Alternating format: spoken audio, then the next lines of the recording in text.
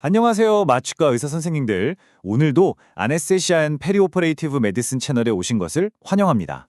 Thank you for joining us today on the Anesthesia and Perioperative Medicine channel. 오늘은 정말 우리 마취과 의사들에게 가장 큰 도전 중 하나라고 할 수 있는 흉복부 대동맥류 TAA 수술의 마취 관리에 대해 아주 깊이 파고 들어보려고 합니다. 특히 이 수술의 성공과 실패를 가를 수 있는 정말 치명적인 합병증이죠. 바로 척수 손상을 막기 위한 최신 전략들을 하나하나 아주 자세하게 분석해 볼 거예요. 자, 오늘 우리가 함께 걸어갈 로드맵입니다. 먼저 TAA 수술이 왜 그렇게 어려운지, 그 가장 큰 난제인 척수 보호의 중요성을 짚어볼 거고요. 그 다음엔 최신 데이터를 통해서 이 위험이 그냥 막연한 두려움이 아니라 실제 어느 정도인지 그 실체를 확인해 보겠습니다. 이어서 현재 표준 치료법처럼 쓰이고 있는 뇌척수액 배액술의 장점과 단점, 그 명과 암을 살펴보고 그 한계를 극복하기 위한 An Absolutely Fascinating Innovative Case Report를 분석해 볼 거예요. 마지막으로 이 모든 내용을 종합해서 앞으로 척수 보호가 어떤 방향으로 나아가야 할지 그 미래에 대한 통찰을 함께 나눠보겠습니다. 네, 그럼 첫 번째 섹션부터 시작해 볼까요? TAA 수술. 아시는 분들은 다 아시겠지만 혈관역과 수술 중에서 정말 가장 복잡하고 위험한 수술 중 하나로 꼽히죠. 왜냐하면 수술 범위가 너무 넓고 대동맥을 막아두는 클램핑 시간도 길고 또 간, 신장, 장으로 가는 모든 주요 장기 혈류를 다 재건해야 하거든요. It's an incredibly complex procedure. 하지만 이 모든 기술적인 어려움보다 더 큰 단 하나의 파국적인 합병증이 아주 짙은 그림자를 드리우고 있습니다. 그게 바로 척수 보호의 문제입니다. 네, 바로 이 질문.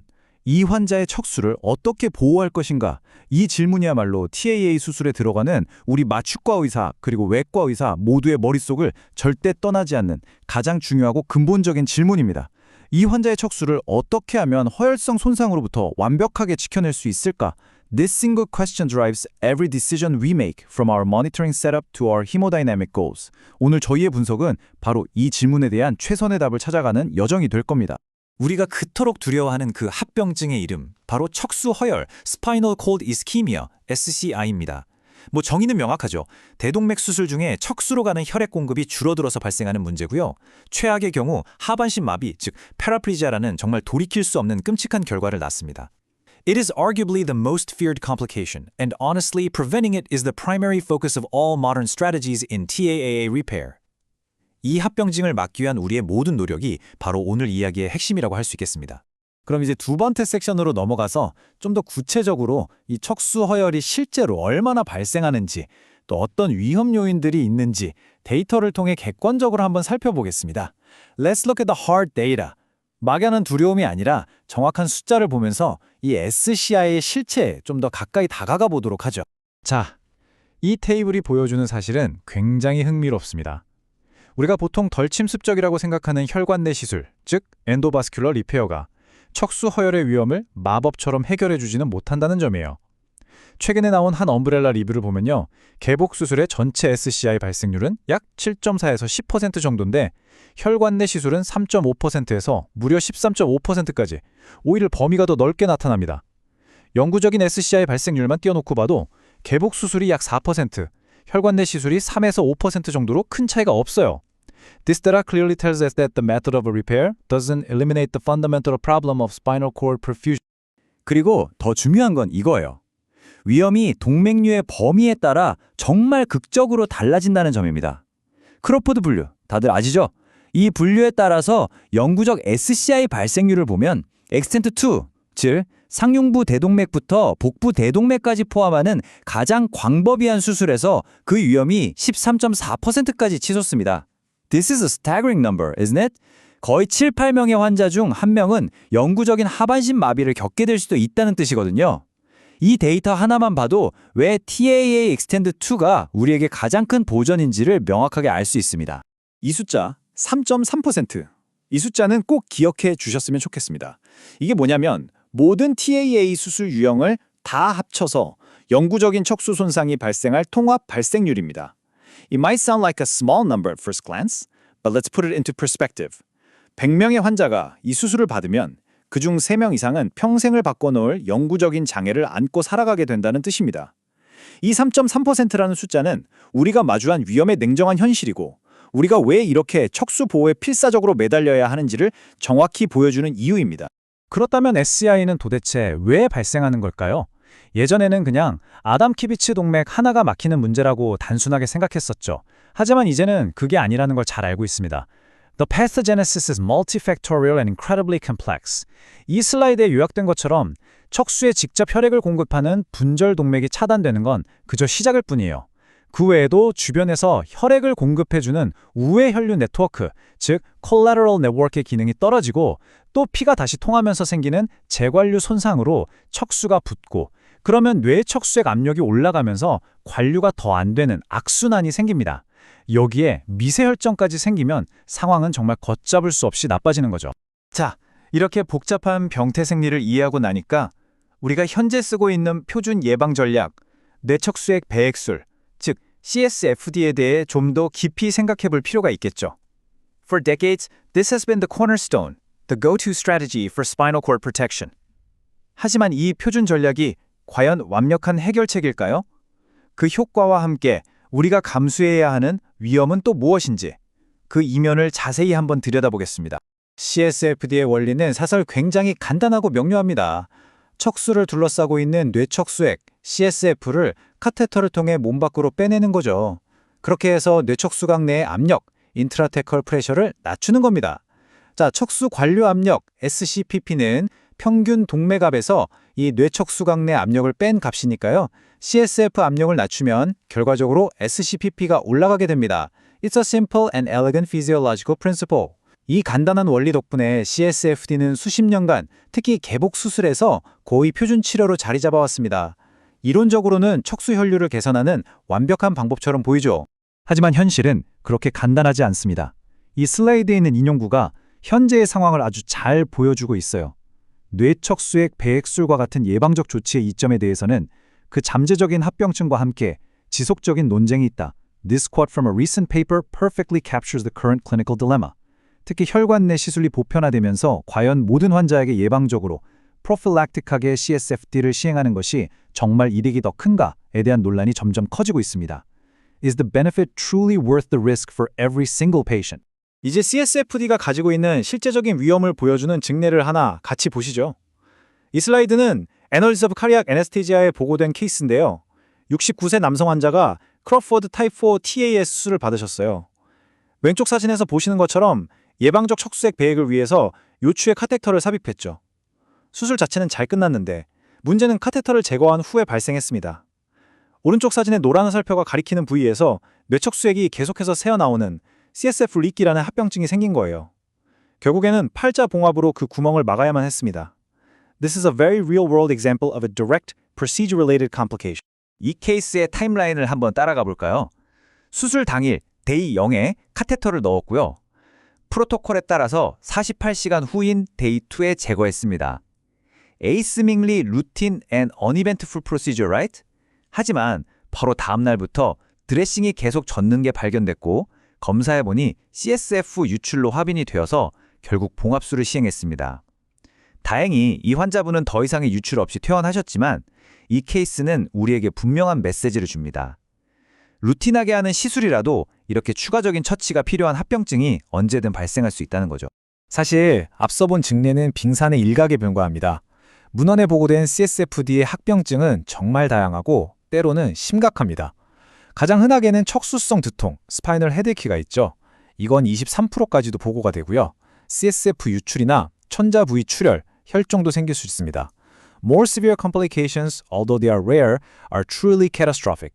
카테터가 먹히거나 꼬이고 감염이나 뇌수막염이 생길 수도 있고요. 그리고 가장 무서운 두 개의 출혈도 보고된 바 있습니다. 심지어 이 배액관과 관련된 사망 사례도 문헌에 보고가 되어 있습니다. CSFD는 결코 가볍게 생각할 수 있는 안전한 시술이 아니라는 점을 분명히 해야 합니다. 그렇다면 질문이 생기죠. CSTN의 위험을 피하면서 척수를 안전하게 보호할 다른 방법은 없을까요? 자, 이제부터는 정말 흥미로운, 완전히 새로운 접근법을 한번 살펴보겠습니다. This is a truly cutting-edge innovative technique that was recently reported in a case study. It's a new approach that attempts to overcome the limitations of our standard strategy. 이 혁신적인 전략에 적용된 환자는 39세의 터너 증후군 여성이었습니다. 이 환자는 대동맥 박리 후에 발생한 아주 복잡한 TAA를 가지고 있었죠. 생각해보세요. 젊은 나이, 터너 증후군이라는 결체 조직 질환 배경, 그리고 복잡한 해부학적 구조. All of these factors put her in the absolute highest risk group for developing SCI. 그래서 표준적인 접근법으로는 부족하다고 판단했고 완전히 새로운 전략이 필요했습니다. 이것이 바로 그 새로운 전략, 혈관 내 관류 분지 전략의 단계입니다. 정말 기발한 아이디어인데요. 한번 차근차근 따라가 보죠. 먼저 여러 단계에 걸쳐서 흉부와 복부 혈관들의 우회로를 만들어줍니다. 그 다음 비장동맥으로 연결된 이식편에서 대동맥의 진성내강으로 자가팽창형 스텐트를 넣어서 늑간동맥으로 가는 혈뇨 채널을 인위적으로 유지시켜주는 거예요. 그리고 4주를 기다립니다. Why wait for 4 weeks? 바로 척수의 우회 혈뇨 네트워크, 즉 collateral들이 충분히 발달할 시간을 주는 일종의 사전 적응, 프리컨디셔닝 과정입니다. 그리고 4주 후에 환자가 깨어있는 상태에서 국소 마취 하에 풍선으로 이 채널을 일시적으로 막아보고 다리에 힘이 빠지는지 등 신경학적 이상이 없는지 직접 확인합니다. 이 테스트를 통과하면 그때서야 혈관 플러그로 영구적으로 막는 거죠. 이 이미지는 실제 수술 과정의 일부를 보여주는 그림입니다. This brilliantly illustrates the initial immense challenge. 아주 복잡하게 박리된 대동맥을 통해서 역행성으로 흉부 스텐트 그래프트를 넣어야 하는 기술적으로 정말 어려운 초기 단계를 잘 보여주고 있습니다. 그리고 이 슬라이드가 바로 이 전략의 하이라이트라고 할 수 있습니다. 왼쪽 A 그림에서 인위적으로 만든 관료 분지가 보이고 오른쪽 B에서는 풍선으로 그 분지를 일시적으로 막고 있는 모습이 보입니다.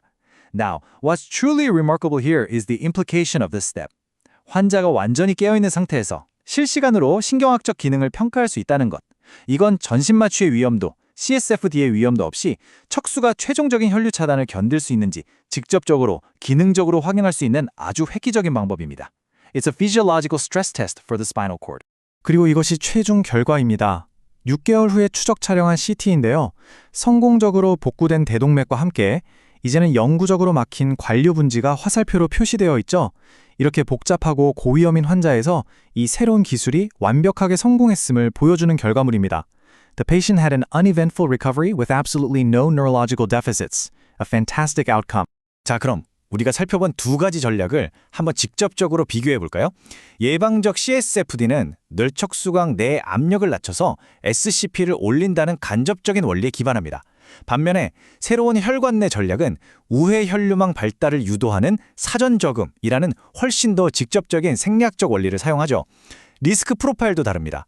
CSFD는 침습적 시술 자체의 위험이 따르지만 새로운 전략은 단계적 시술과 혈관 내 중재술의 위험을 감수해야 합니다. 하지만 제 생각에 가장 큰 차이는 바로 모니터링 방식입니다. CSFD는 간접적인 압력 수치에 의존하지만 이 새로운 전략은 테스트 중에 직접적인 신경학적 평가가 가능합니다. This is a true paradigm shift from indirect pressure management to direct functional assessment. 이제 마지막 섹션입니다. 지금까지의 논의를 모두 종합해서 척수 보호의 미래는 어떤 모습일지 함께 생각해 보겠습니다. 오늘 우리가 배운 것은 아주 명확합니다. There is no single magic bullet. 단 하나의 완벽한 해결책은 존재하지 않으며 여러 가지 방법을 조합하는 다각적인 접근이 필수적이라는 것입니다. 이것이 오늘 우리가 꼭 기억해야 할 핵심 교훈입니다. 척수 보호는 다각적 전략, 즉 멀티모달 스트래테지여야 합니다.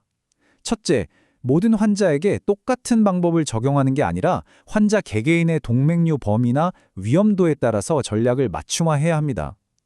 둘째, 수술 중에 평균 동맥압을 90mmHg 이상으로 아주 타이트하게 유지하는 등 혈액학적 최적화는 기본 중의 기본입니다. 셋째, 엑스텐트2처럼 광범위한 수술에서는 단계적 접근을 고려해서 우회 혈류가 발달할 시간을 벌어주는 것이 중요합니다. 넷째, MEP나 SSEP 같은 신경 생리학적 감시를 적극 활용하되 그 한계점도 명확히 이해해야 합니다. And this is a key point. CSFD를 모든 환자에게 루틴하게 사용하는 것에서 벗어나 고위험군이나 혹은 SCI가 발생했을 때 치료 목적으로만 사용하는 선택적 배액, 셀렉티브 드레이네지로의 전환을 진지하게 고려해야 합니다. 마지막으로 오늘 본 증례처럼 새로운 혈관 내 기술들을 두려워하지 말고 적극적으로 받아들여야 합니다. 마지막으로 이 질문을 여러분께 던지면서 오늘 분석을 마무리할까 합니다. 우리는 지금까지 SCPP라는 중요한 변수를 평균 동맥압과 CSF 압력이라는 간접적인 수치로만 추정해 왔습니다. 그렇다면 앞으로 척수각 내에 직접 센서를 놓아서 SCPP를 실시간으로 직접 모니터링하는 기술이 다음 세대의 표준 치료법, The Next Standard of Care가 될 수 있을까요? This is a forward-looking thought I want to leave you with. 척수보호라는 궁극적인 목표를 달성하기 위해서 우리는 끊임없이 질문하고 혁신하고 또 도전해야 할 것입니다. 오늘 이 분석이 선생님들의 임상에 새로운 영감과 깊이를 더했기를 진심으로 바랍니다. 감사합니다.